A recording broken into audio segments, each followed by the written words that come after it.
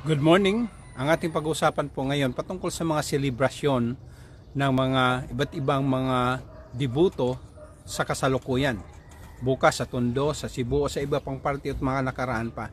Ano po ba ang mapapala natin dito?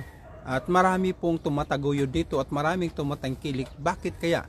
Dahil ito nga po, yung deceiving spirit na hindi naintindihan ng tao yung kanilang mga ginagawa.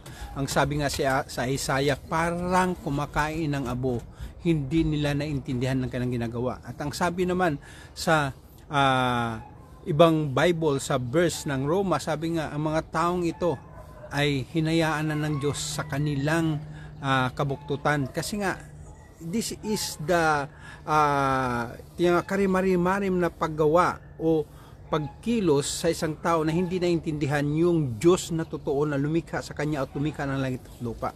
Kaya ang isang katotohanan dito, sabi ni Jeremiah, mayroon nga silang paa, binubuhat pa sila pag nilalakad. May hindi sila makagawa ng masama, hindi rin sila makagawa ng mabuti kasi nga sila nga ay mga gawa lang ng tao, mga rebulto lang. At maraming mga tao na niyayakap ito. Bakit? Kasi wala silang commitment. Kasi pwede nilang balikan kung gusto nila. Patuloy sila sa kailang mga ginagawa. Wala silang boundary sa buhay.